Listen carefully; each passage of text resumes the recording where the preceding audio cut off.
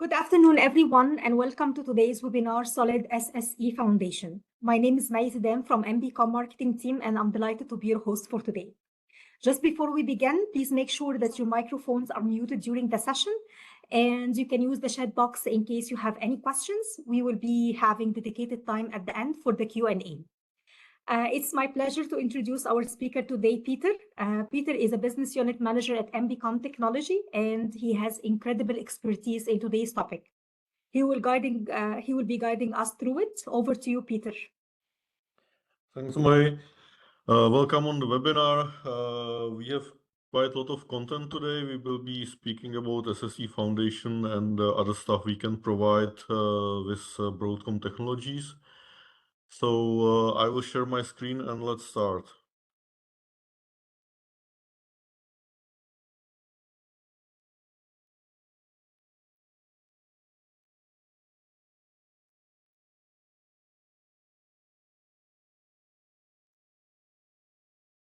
Okay, so here we go. Yeah. So today's topics is SSE Foundation as a base and what we can build on top. I'll be speaking mostly about products from the Symantec Network Protection portfolio. So let's introduce the topic.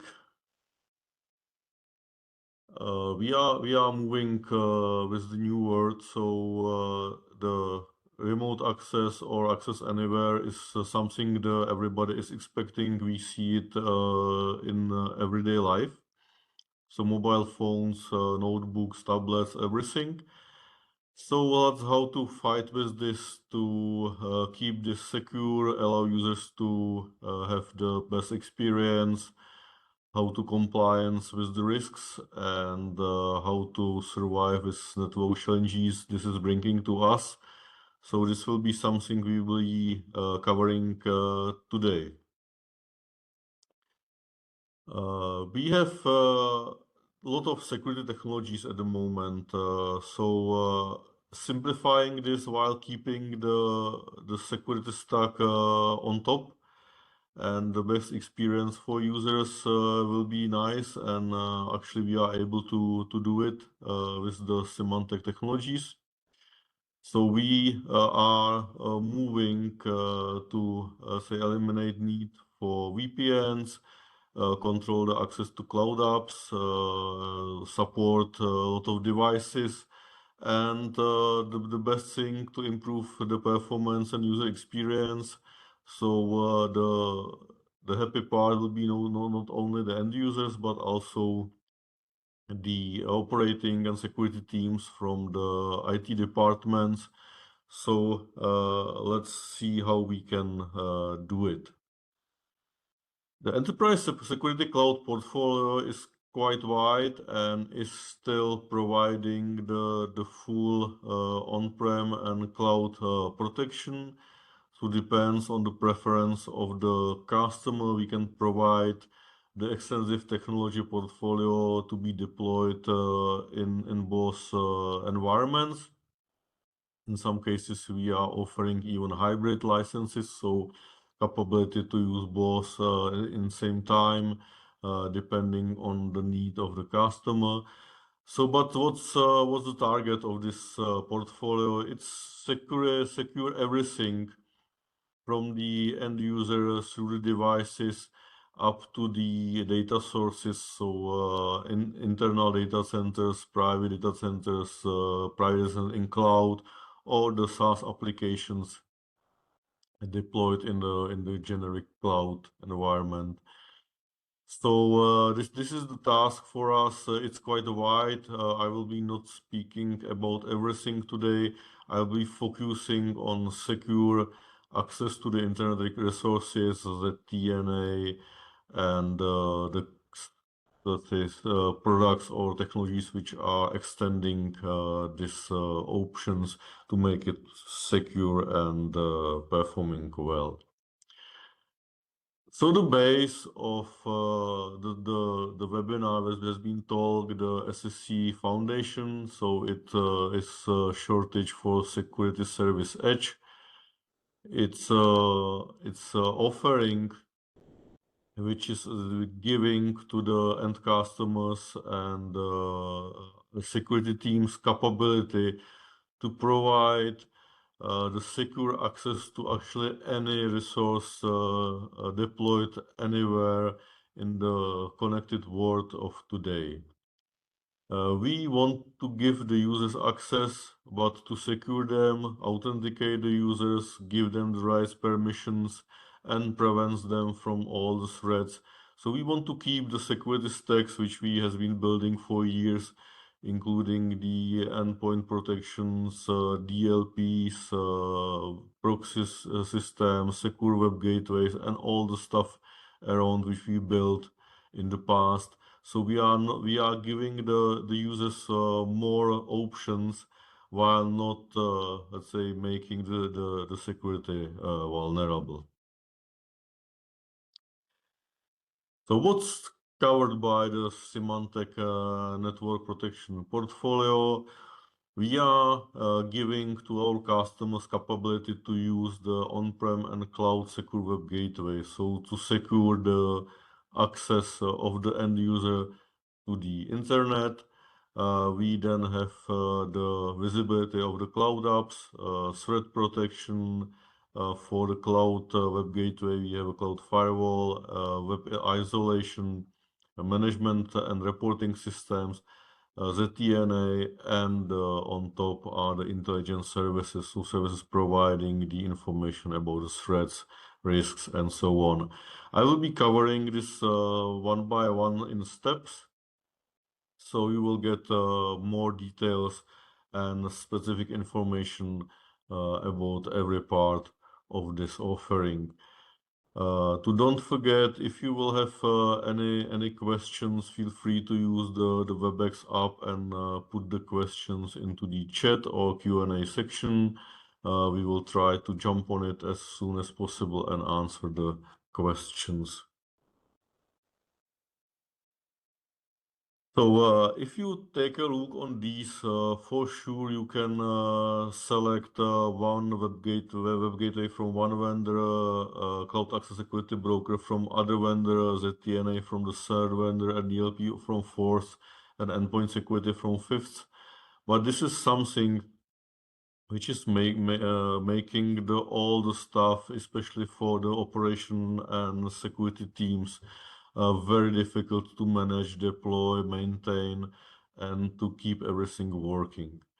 So what we see on the market is the consolidation, the vendor consolidation. So to keep the advantage from the integrated solution, and it's for sure something we are also offering to our customers.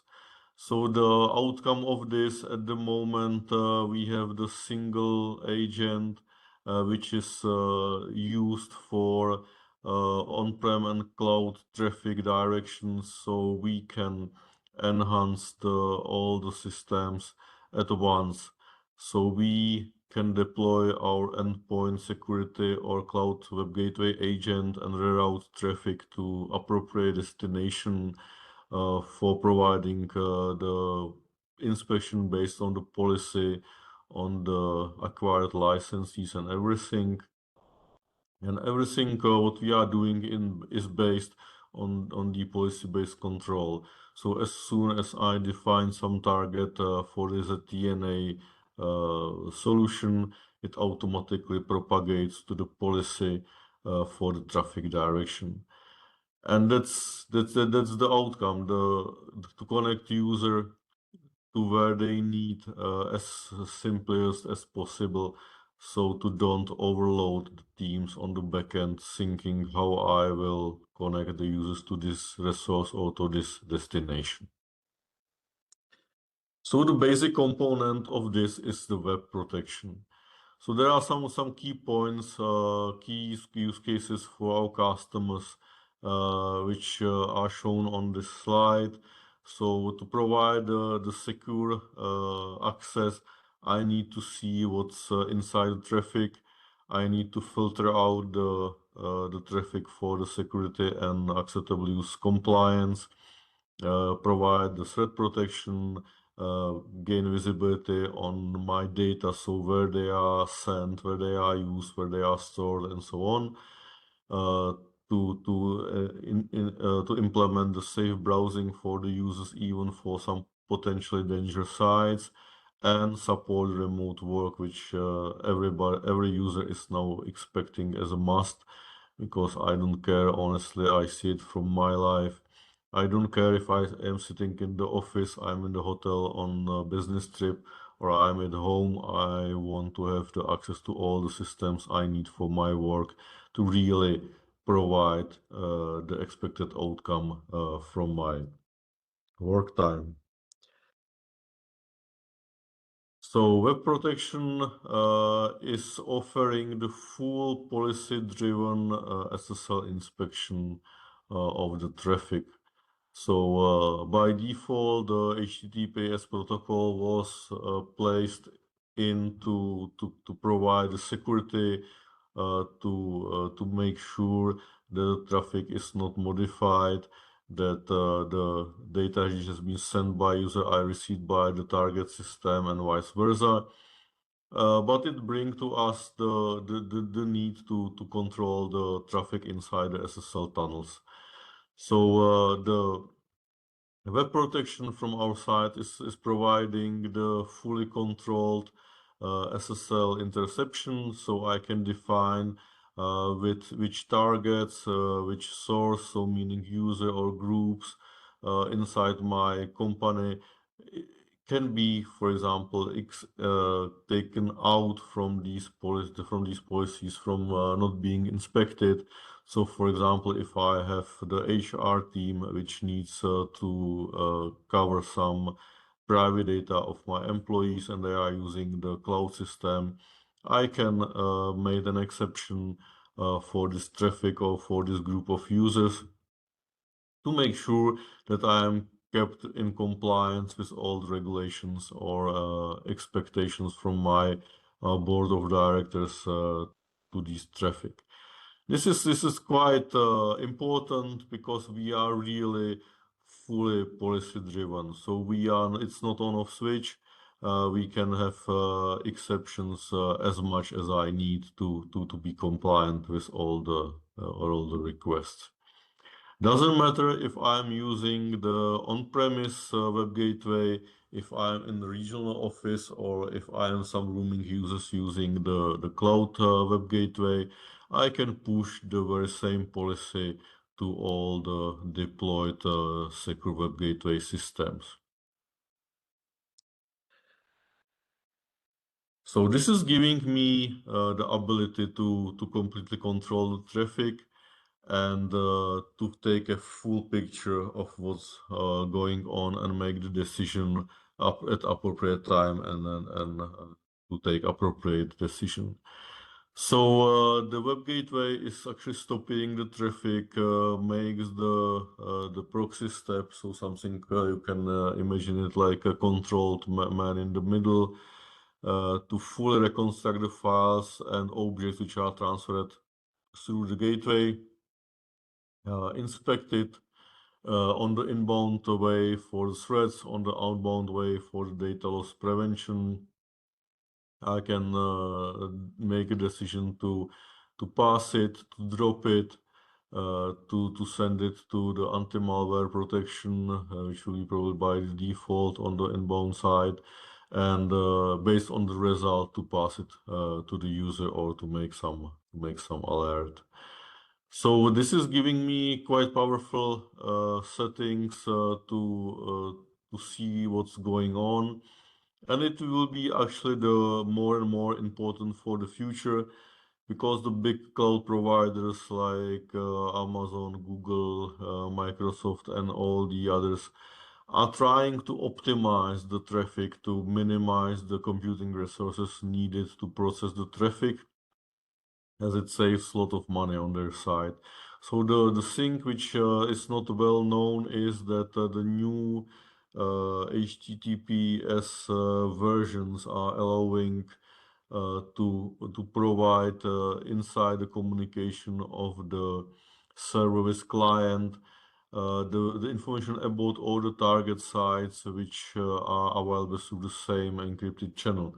So to explain a bit more, the user goes to the google.com for the searching, but in the response from the google.com, the header can contain information that there is also available the Google Workspace, and there is available YouTube and all the other services from the Google through the same channel, that there is no need to open another session. So to prevent the user to access the inappropriate content and the destination I don't want to give them for the moment, we need to really take a look inside the traffic and inspect all the requests one by one. So if the user will connect to the google.com, we'll make some searching, and then we'll go to the YouTube. The traffic inside that established channel is inspected for the new request, and if the policy doesn't allow access to YouTube, I can easily block it. So this is what means to give me the full picture inside of the traffic.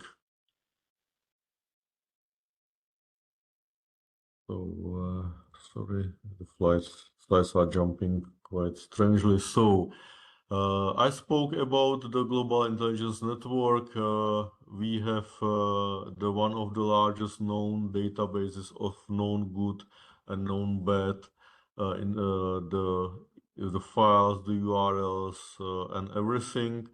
So what's our advantage? It's the 15 years of in the past machine learning experience. Now it's moving to artificial intelligence. We have the engines trained, and it's connected to all of our products, which means at the moment more than 14 products.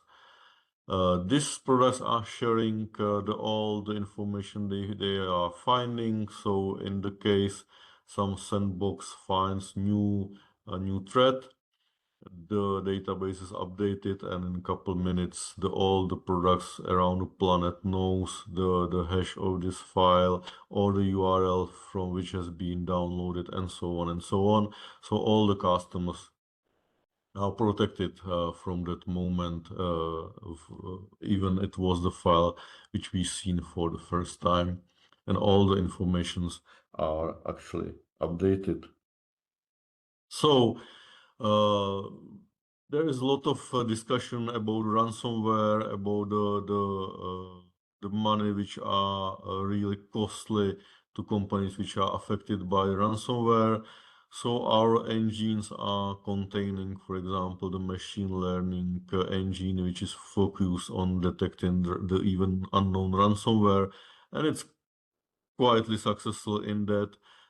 From my local knowledge, we don't have even one customer protected by our solution which would be affected by ransomware so far. So quite nice history record, and this is, let's say, showing that we are still on the top of protection for all our customers. I'm mentioning this especially because we are blamed by our competition that we are not innovating, that we are, let's say, frozen in history. So that's definitely not correct. We are keeping the products up to date. We are finding the new stuff, and we are adjusting the products to protect from the newest threats. So this is our collection of data. We are analyzing the millions and millions of emails a day, URLs a day, and so on. And if I am speaking about the web protection, we are having the automatic classification system. So if our customer is having a secure web gateway and the user is accessing the URL which is unknown to us, this URL is sent to our Global Intelligence Network. The data from the destination are downloaded. The web page is analyzed for the content, where it's located, what is surrounding it, IP addresses, subnets, what's the history, what's physically on the web page. It can analyze, I think, 55 languages in nature, and what links are there, where they are leading, and so on. And based on this, we are giving the classification, risk level, and all the stuff needed for the policy processing. It sounds quite difficult, but all this round took about 2 seconds. So under normal conditions, the end user even doesn't recognize there was something going on behind, and even the first access to the URL is protected.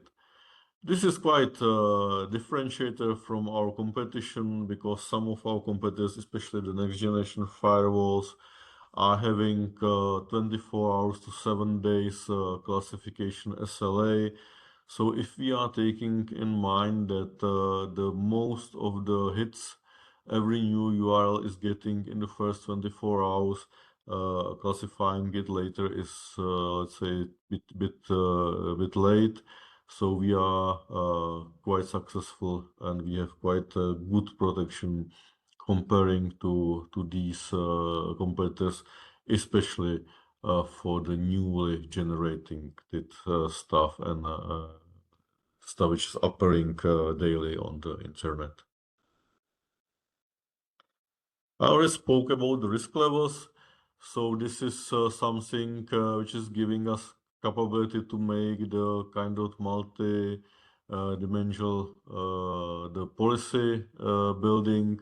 So we don't have only categories, but we have also the risk levels, and we can work with that. So as you can see on the slide, the risk levels are say numbered from 0 to 10. The everything, let's say 8 to 9 is 100% malicious.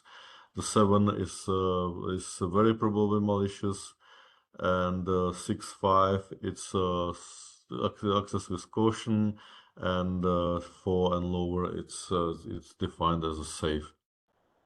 I can work with this in the policy, and for example, the redirect request to the isolation, which I will be speaking about a bit later in detail.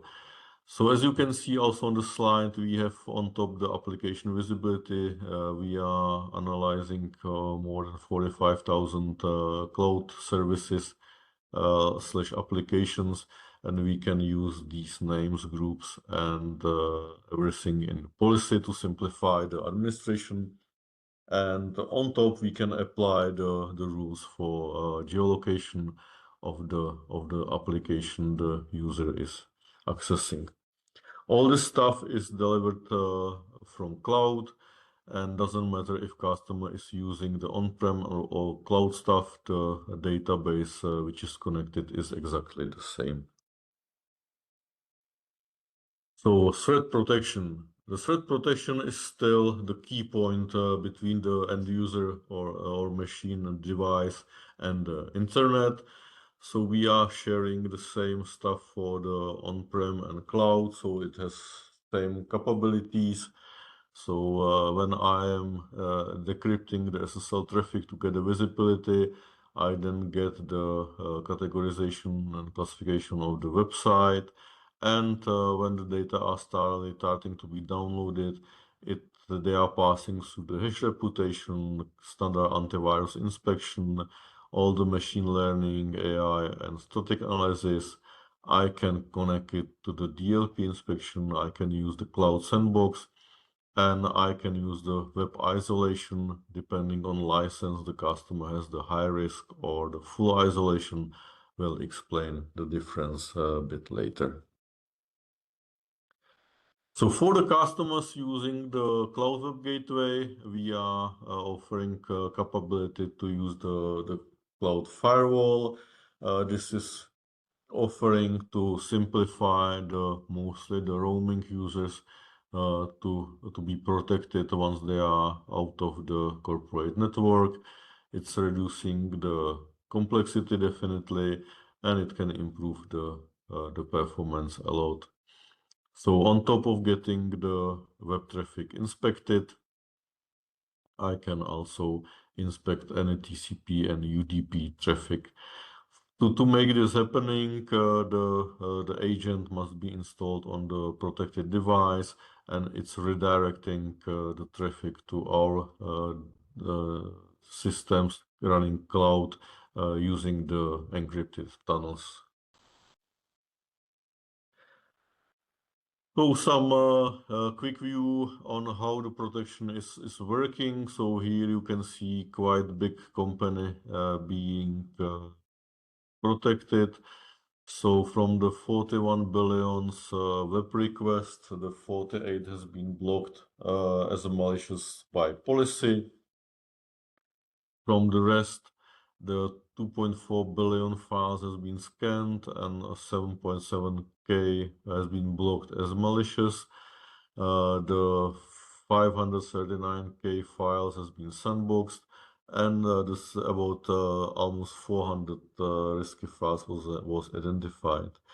So comparing to the solution deployed before the Symantec, there was the 4,000 events sent to the SOC for investigation. We has been less than 400, so it's a 10-time improvement. And if you are looking on the numbers, the no company on the planet at the moment has enough people in the SOC and in the security teams. Doesn't matter how rich the company is, because the people are simply not available on the market. So any, let's say, decreasement in the load of such teams is heavily appreciated by the end customers. So we are, let's say, working on it a lot. So in this case, all the files which has been blocked in the second step, or all the URLs which has been blocked in the first step, are locked in the log file. They are marked as malicious. We can run the report. I can see what kind of files has been downloaded and blocked, and so on and so on. But there is no need to raise the ticket or some incident or create some other information. So we are taking like it has been blocked before even entered the network. So the focusing only on important stuff is giving us the big, let's say, improvement in the overall solution working. So we are trying to improve this behavior version to version over the time, and we are quite good in it. I have been in the past the part of the POC we was making for some banking customer in the European Union, and we've been in a head-to-head competition with some competitive solution. And when has been it running in about 30-40 days, the customer called me and required the audit of the solution that he was let's say expecting it's not working properly, because during that time we has been rising about four incidents detected in the traffic. Our competition raised, I think, that time about 1,700, something like that, incidents, and he was surprised by the so big difference. So I did the audit, found everything is working fine, seeing that we also detected the other 1,700 threats, but as it has been say blocked before entering the network, we made the log, we shown it in the report, but we didn't say raise the incident. And when we had been with the security team in the discussion, I said, are you preferring the solution which will be raising tons of tickets so you can present it to your managers like you are working like a hell, or you want to be focusing on the important events, and you can just show the report that is blocking what should be blocking at the edge of the network. So that's the discussion I'm trying to take with the customers, that not all the systems which are raising tons of events and tickets for investigation are the right ones. There must be a need to focus on the priority events. The system must say, differentiate between high priority and low priority event and present it this way to the administrators. So as I mentioned, we are detecting and we can say work with over 45,000 cloud applications or services, whatever way we will call it. So we can allow or block access based on the user group, time, whatever parameter I have inside the policy. And this is outcome of integration of our, let's say, cloud access security broker with the cloud and on-premise web gateway. And this is giving me another capability to work with the policy. I'm simply putting in the name from the list. So for example, I want users to allow to access the OneDrive because I have acquired the Office 365 license from the Microsoft, but I want to prevent them from accessing any other cloud storage. So I can do it quite easily. I can put inside the policy, allow access to the OneDrive and block all the other storage. And I don't care on the backend what are the URLs, what are IP address, and so on. Everything is managed by the data feed, which is updated constantly through our intelligence services. So this is big help administrators to manage the policy and all the stuff. This is actually giving me ability to minimize the shadow IT. The shadow IT is let's say usage of not allow or approve the cloud services inside the network and or from my end users. So this system gives me the full reporting, which cloud services are used, how many data has been sent there and down, and all the stuff, and I can work with it month by month, week by week, as I need. So the web offering is hybrid. I already mentioned it. So the customer can decide if he wants to go on-prem, if he goes to cloud, or wants to go hybrid.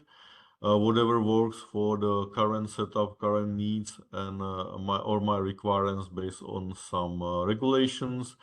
And what's the best, I can share the single policy across the environment. So for example, if I will start now with on-prem, and in the future I will decide I want protection for my roaming users and I don't want always on VPN, then I can simply start utilizing the cloud and push the same policy and open the cloud for my end users, allow them to browse directly to the internet. So we are moving to web isolation. This is actually the technology which I really like because it's bringing something unique and it's helping the customers to protect themselves from the most advanced threats. So to introduce it, actually the bad things happens. There are breaches, there are people and users which are usually involved in this. And as you can see, there is some statistics that the 57% of the breaches could be prevented with the proper patching. But as the systems are getting more and more complex, to deploy the patch and tons of patches actually which are coming for every operating system and every application I have in the network is quite timely. So we need to find a way around how to protect our users. So till now, the only two options has been available, the allow or deny, so binary decision based policy. And with the isolation, I can put some layer in between. So to say, okay, I am really not sure if I should allow it or I'm not sure if I should deny it. So I can isolate, give the user access, but protect them from anything bad what can happen. So it's actually a win-win on the both sides. So it's helping the administrators and systems to reduce the load, reduce the risks, and give the end users the productive and safe browsing at the same time. So that's the perfect balance between the security and productivity, and still giving me the protection which can't be compared to anything else. How it actually works? It's when the system decides that based on policy, the traffic should be redirected inside web isolation. It can be because of the high risk, or it can be because it's coming through the email. So the link came through the email, so I can say redirect it. The web isolation takes the URL which is coming, downloads the content from the source, renders it, and push back to the end user and end device the rendered safe information. It's actually 100% safe because the system is let's say recalculating everything, including the pictures, including the videos, and everything. The nice part on this technology is that it's based on the Chromium engine. So the inside the container is running the same engine like running in the Chrome browser and in the Microsoft Edge browser. So it's fully compatible with all the stuff on the internet, and it can provide easy access and full dynamic live pages to the end users while keeping them safe.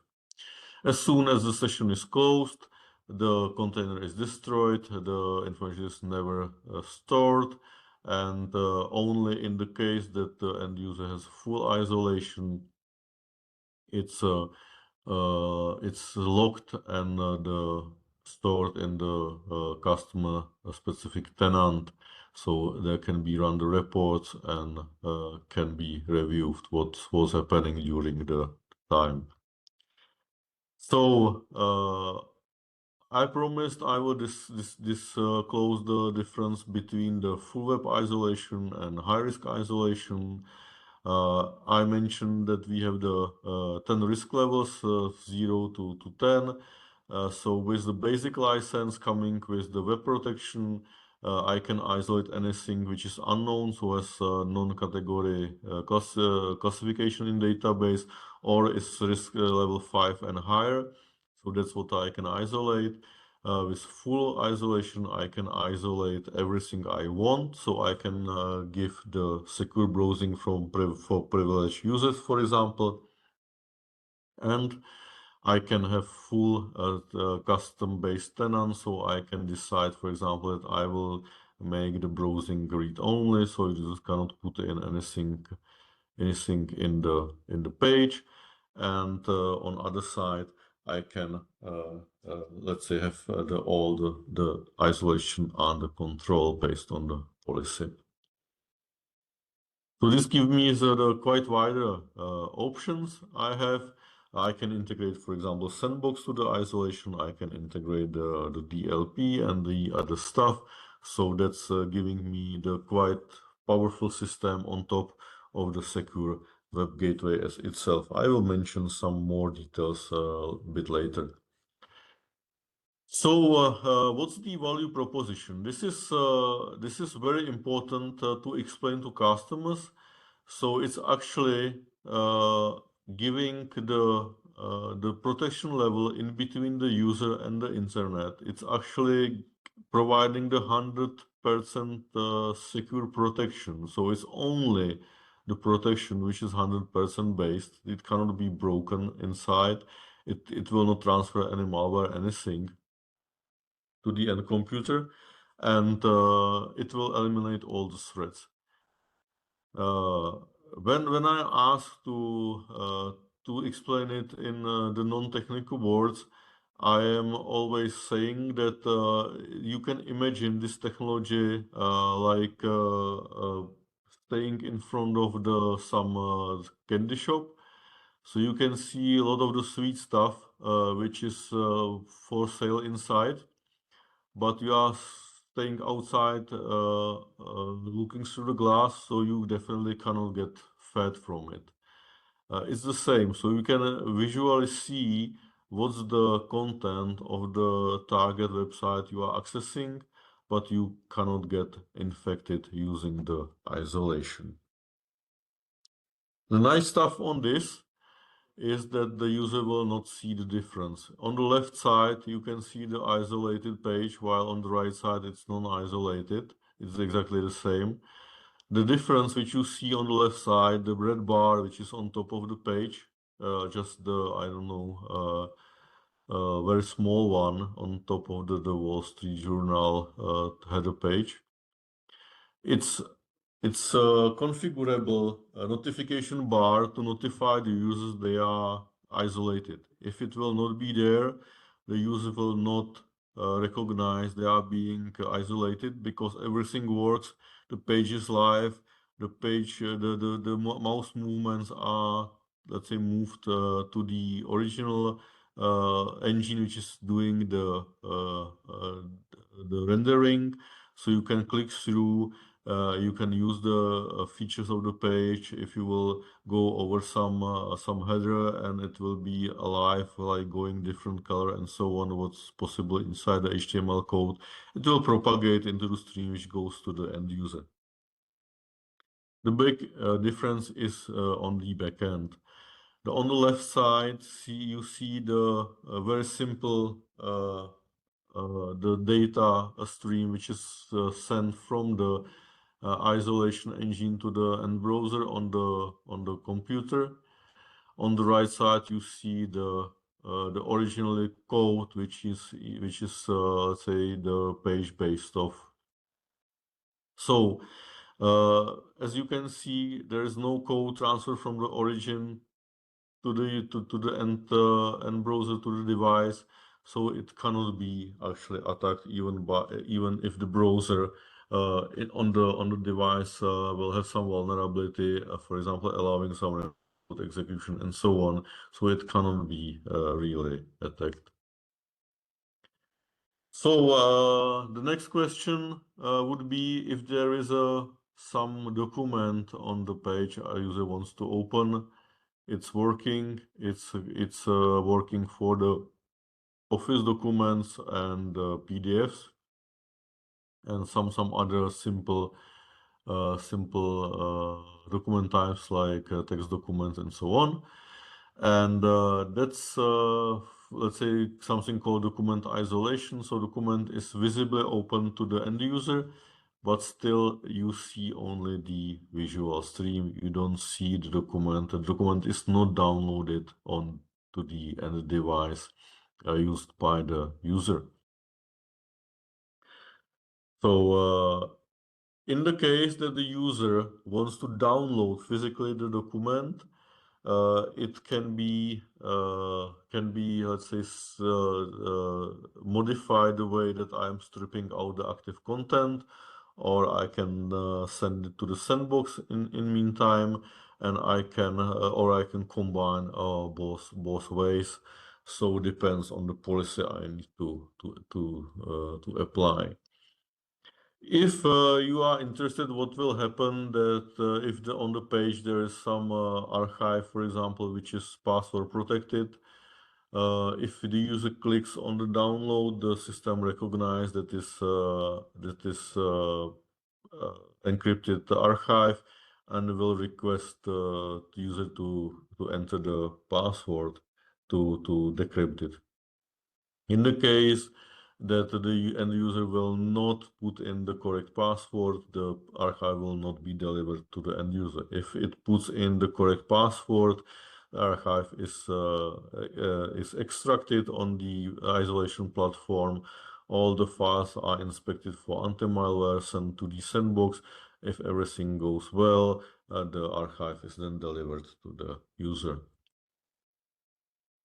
So in the case I have connected the DLP, so I have the DLP license.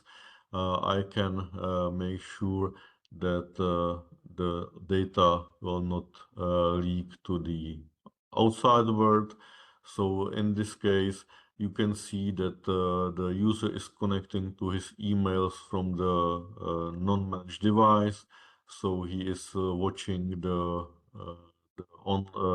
cloud version of the Outlook and is trying to try to download some file containing some private information.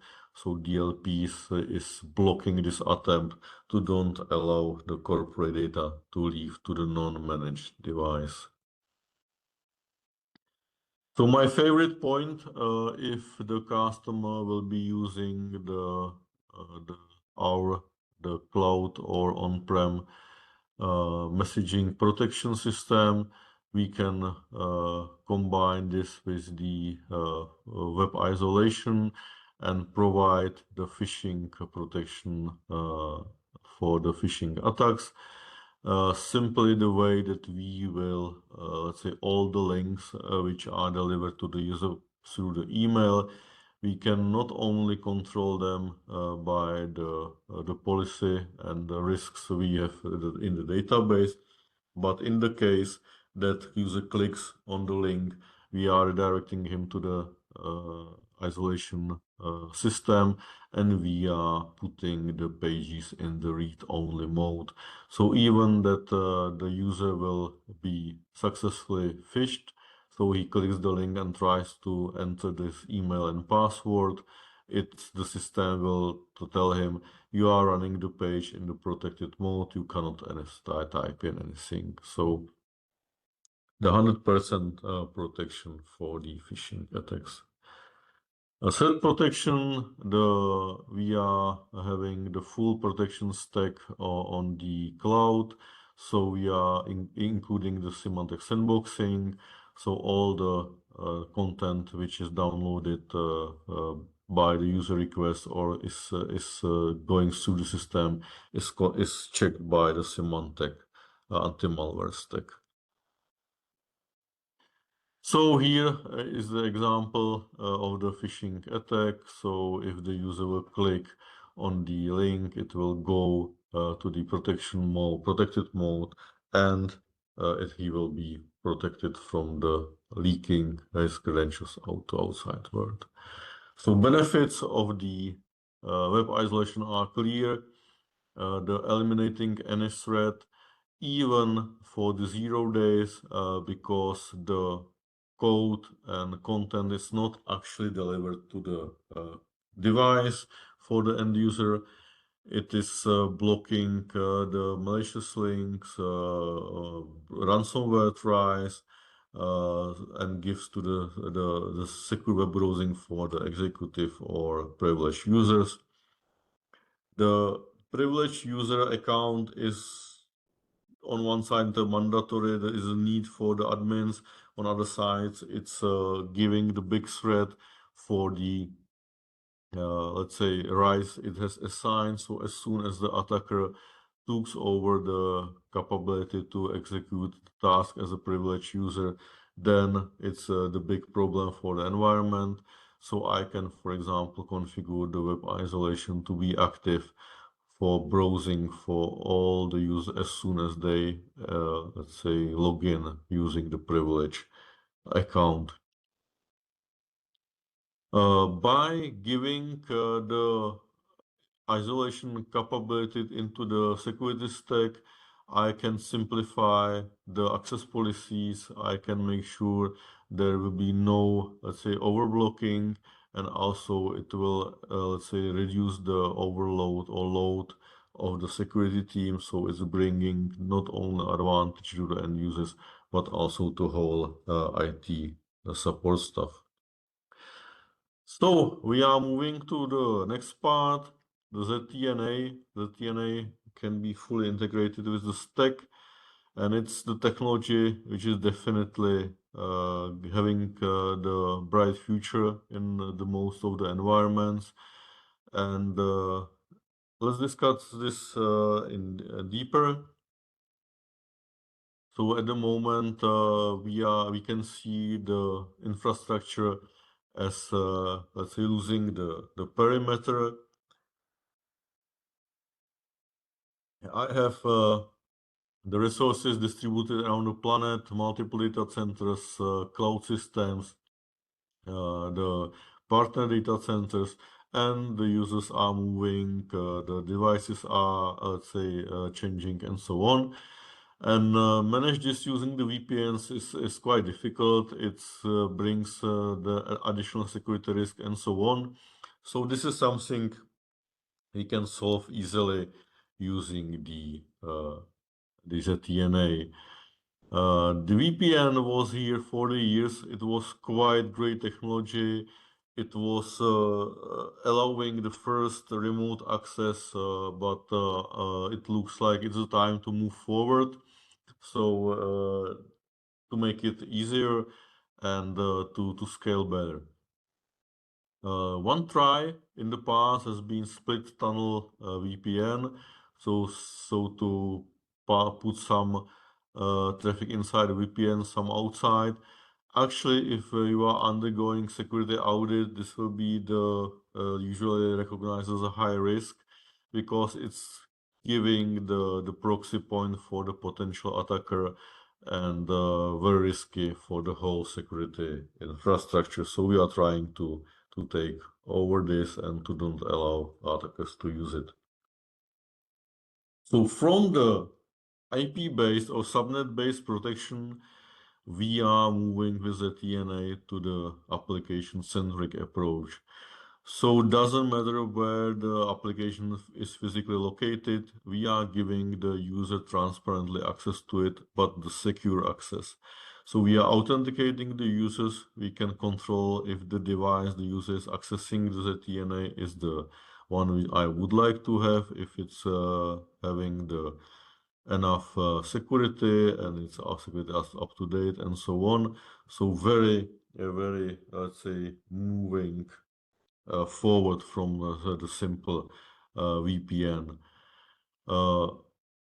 Application-centric approach also limits the need to put in place on top of the VPN some firewalls to filter out based on the username and or groups and so on, because I'm assigning to the user specific targets, specific services he can access, and this gives me the full power of controlling where everybody can go and limit the unoperated access.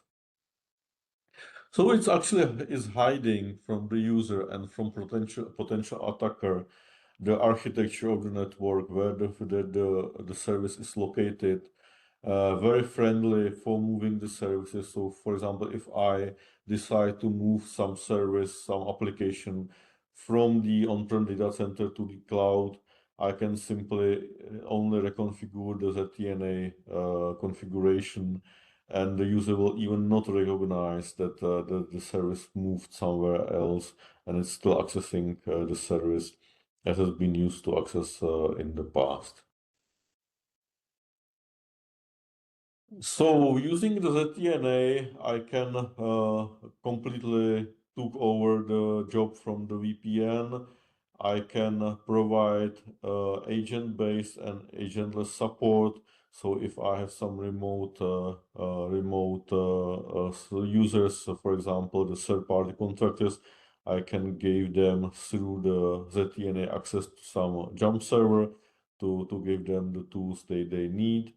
And there is a great user experience because the user doesn't care at all where the system is actually located. He's just accessing it as he would do inside the corporate network. On the other side, this is completely software as a service product, so no need to deploy any big stack of the services inside network outside deploying the gateways, the agents, which are providing the secure access to the specific part of the network. So if I'm using the endpoint security or I'm using the cloud web gateway, I have the single agent capability, so I can provide agent-based DNA without deploying another agent. I already mentioned this in the past. So this is how it works. So if I have the managed device with Symantec agent, it tunnels inside the zero trust system. There is a authentication provided using the SAML authentication steps. The gateways which are deployed in specific network areas are making the connectivity from the other side. So there is no single open port to get inside my subnets or my network parts. I don't want to open to public, and there can be virtually unlimited number of gateways. So I can have some services in Data Center 1, some in Data Center 2, some in Azure, some in Google Cloud, and so on. And I can easily, let's say, direct users to that resources without asking them to remember some specific destination steps to go there and so on. If there is no managed device, the user can always authenticate to the portal page. And if he successfully authenticates, I can have involved multi-factor authentication, which is included in the ZTNA service. He sees only the icons giving him access to the applications just specifically assigned to his account. As I mentioned, if there is a web gateway deployed in the same customer, it's working exactly the same way. The single agent traffic is tunneled to the Symantec data center, which is based on the Google Cloud infrastructure, and then the traffic manager directs the traffic to proper destination inside our infrastructure. I mentioned a couple times agent traffic manager. So based on the configuration, I can redirect traffic to specific destination. Either it's cloud web gateway, cloud firewall, DNS proxy, or the ZTNA. So all the stuff transparently on the background. No need for user or administrator care about it to think about the routing, all the stuff. So the features are there. We are ready to deploy in minutes, and just the customers must, let's say, be interested in and start to use it. DLP for the private apps through the isolation. So this is the use case I already mentioned with the accessing the internal email information, for example, through the web version of the Outlook. It can completely control what can be downloaded inside a non-managed device and what not, protecting the corporate informations.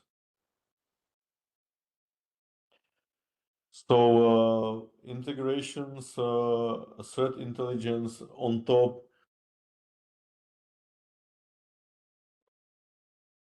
The anti-malware engine is transparently integrated on the background, so the traffic which is going from the user to the apps and back is inspected for malware.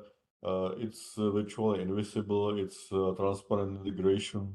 So as soon as some information is sent up or down, is automatically inspected to prevent the malware spread inside the environment.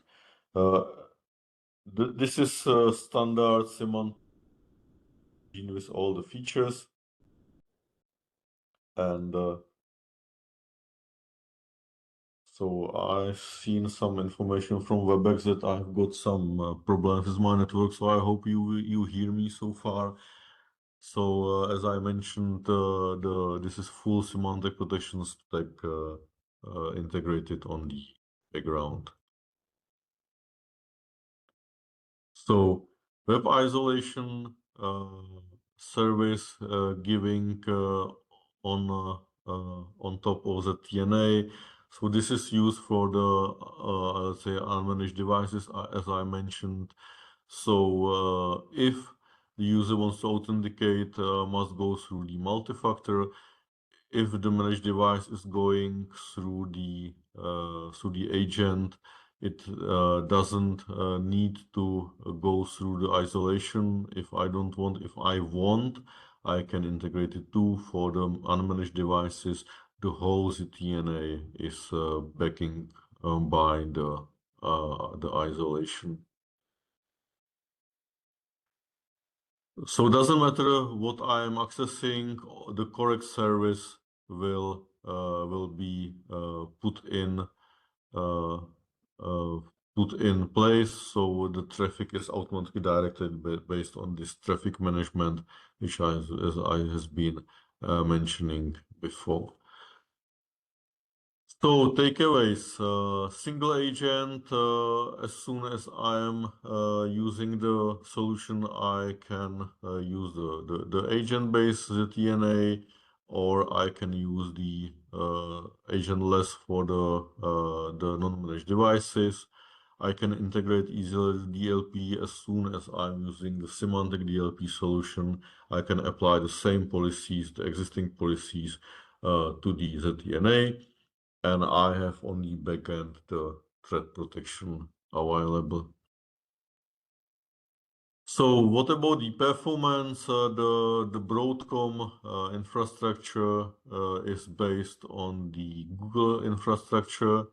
It's quite performing. The Google has the one of the, I would say, even the best infrastructure, infrastructure, including the fiber cables through the planet. So we are utilizing the performance of this, and actually surprisingly, what we've seen with some customers, if the customers started to use the uh, security infrastructure from us, the Google Cloud-based, it was getting actually the faster response time and faster throughput to some cloud services because of the Google Direct connection to the big providers like AWS, Microsoft 365, and the others. So that's very big advantage over the others. You can see that the backbone has the way faster throughput and the way lower latency than the public internet. So we are utilizing this quite happily. So what was the difference? As soon as we are getting uh, connectivity on the Google POP, all the traffic is going through the Google backbone, and possibly with the direct connection to any other cloud provider. So very nice and fast path to the destination. So this webinar was called Beyond the Network Protection, and the task is very easy for me. Why? As I mentioned, we have direct integration with the endpoint security. In this case, I'm showing the endpoint security complete because I can use the endpoint security complete agent to redirect all the traffic to the cloud services. And it's providing to the customer not only the typical network security, but also full endpoint security control.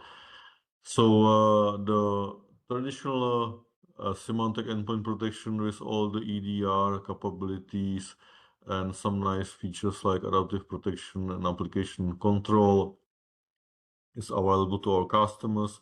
And as I mentioned at the beginning, the lot of customers is starting the security vendor consolidation, and this is our key point for the consolidation. So the endpoint will play a very basic stone, let's call it, in our approach for our customers, providing them the entry point to not only security but also to the traffic management. So what the SES Complete is providing, it's providing the full protection for the full attack chain. So the breach assessment, adaptive security, application control, device control, all the technologies to limit what the potential attacker can use on the device for the attack. So to prevent possible landscape available for the attack. During the attack itself, we are providing full protection for the malware. So all the engine signature based, machine learning based, cloud lookup based, and so on. We can prevent from the say encrypted scripts, the memory protection, and all the stuff you are used to see on the next generation endpoints. In the case the attack will be successful, I haven't seen it for quite a long time, but in case it will happen, or there will be some computer which is not protected for some reason, I can also prevent the attack on the Active Directory. We have full Active Directory protection available inside the SES Complete license. And here is the one point which I would like to put the importance on. Our endpoint is including the network firewall and intrusion prevention system. This is something not all the competitors have in place, especially for intrusion prevention. Namely, we are competing a lot with the Microsoft in the past months. So the key point which is missing from the Microsoft protection is the intrusion prevention module. For us, when we see the statistics, this is the most, let's say, targeted engine. So we are seeing the most stopped attacks by the intrusion prevention, because the network-based attacks based on some vulnerabilities, memory overflows, and so on is so frequent that the risk that if the one device is getting infected and it spreads over the whole network, it's very risky. We've seen it with one of our customers where the servers have been protected by Symantec Endpoint Security, and the endpoint computers has been protected by the Defender by Microsoft. Some user clicked on some file which came through the email. The attack was successfully executed, and all the endpoints running the Microsoft protection system has been infected in a few minutes, while all servers surrounded that because it was using some, let's say, remote vulnerability execution, which we are by default protecting from. So as soon as we see some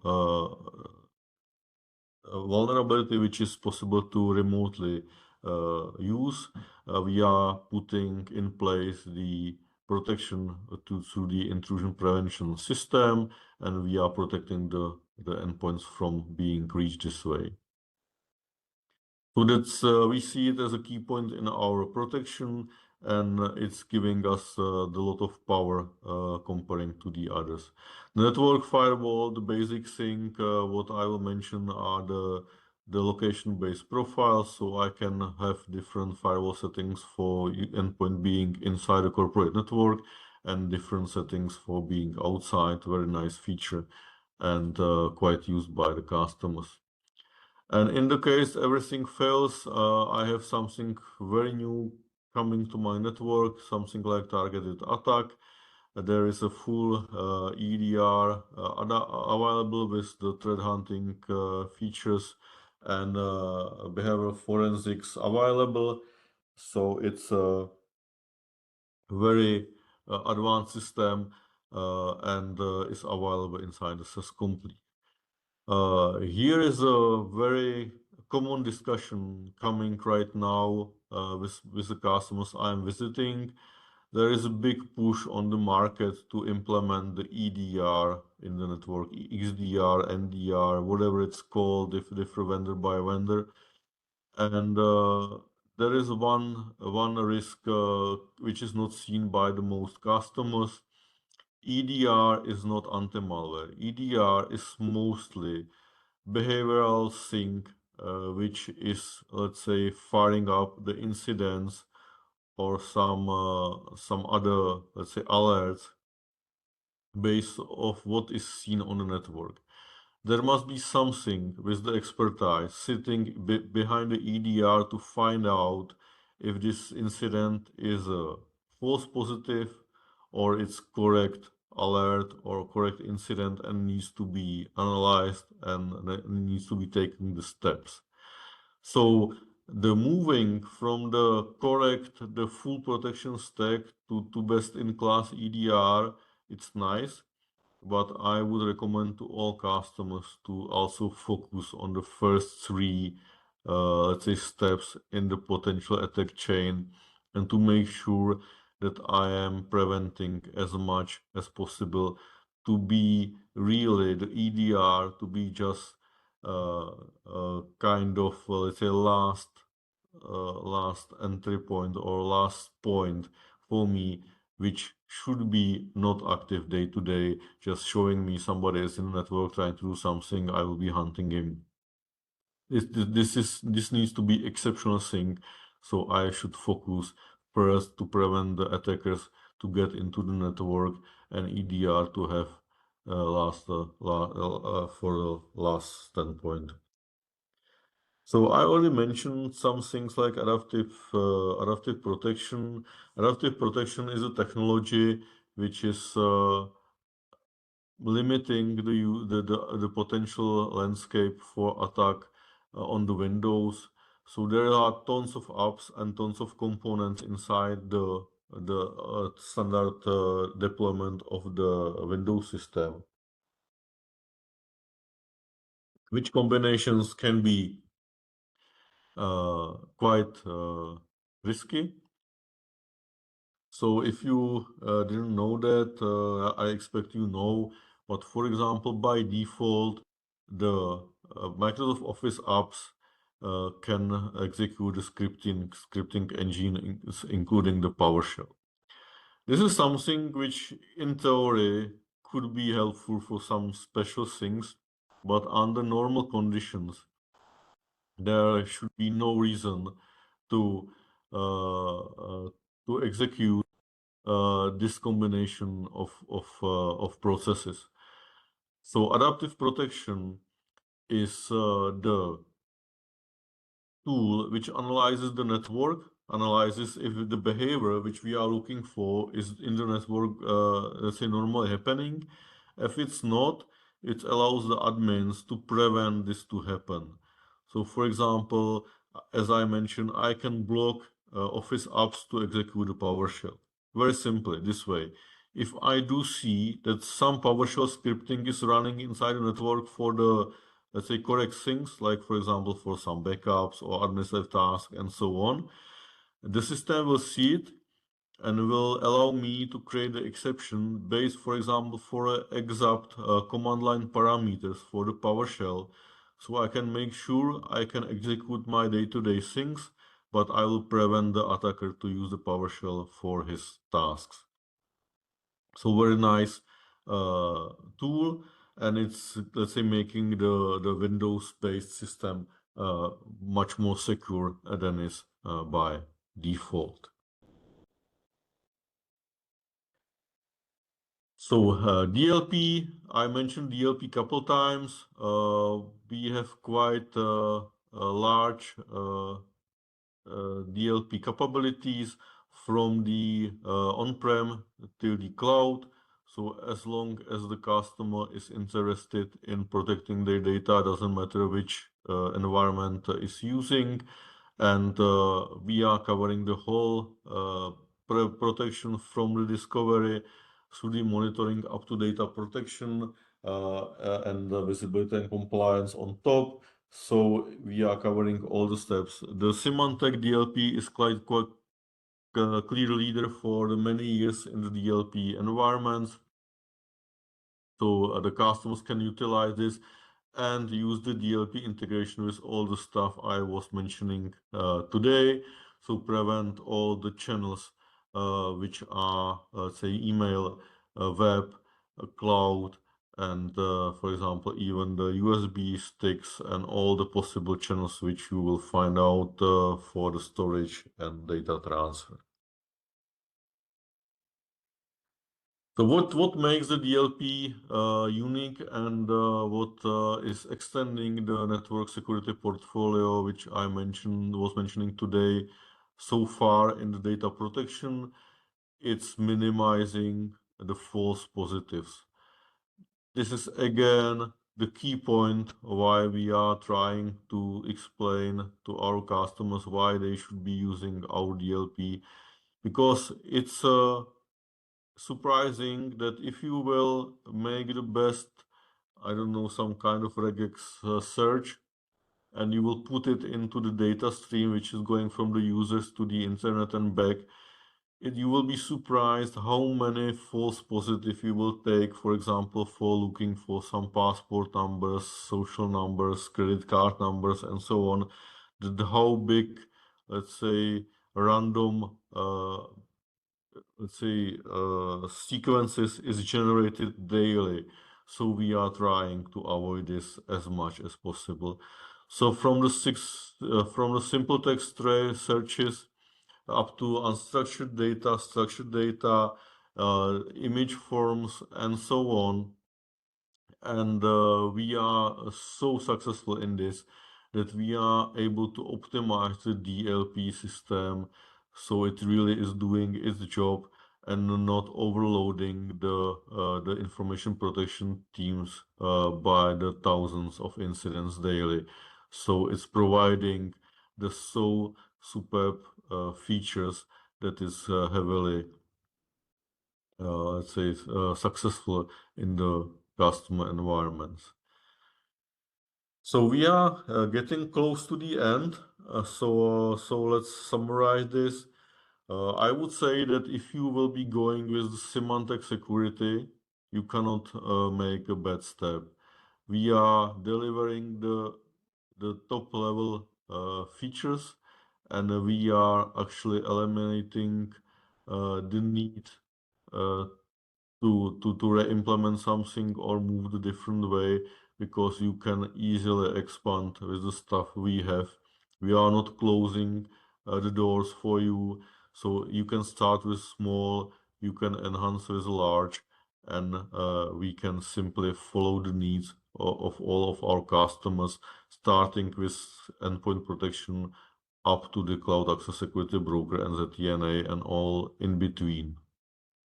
So the Symantec protection is easy to implement, it's quite strong, it's top security, and that's important.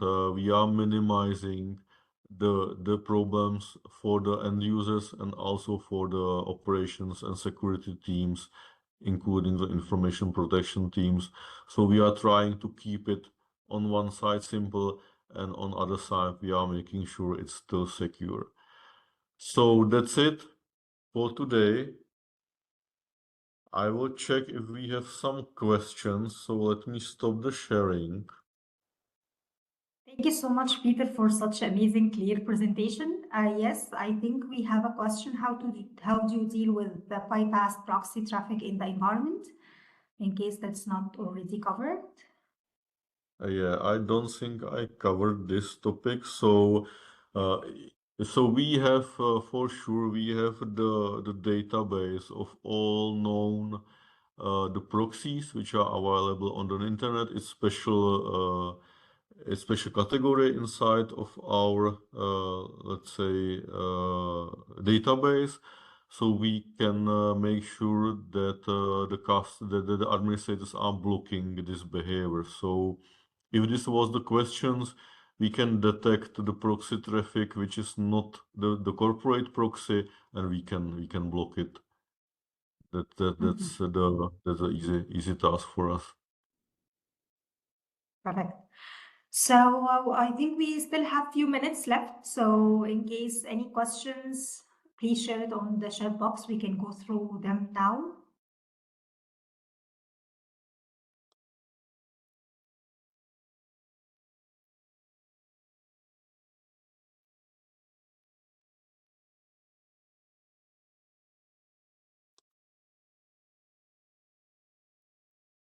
Okay, so yeah, ZTNA can be used to publish any application or any known application like SSH.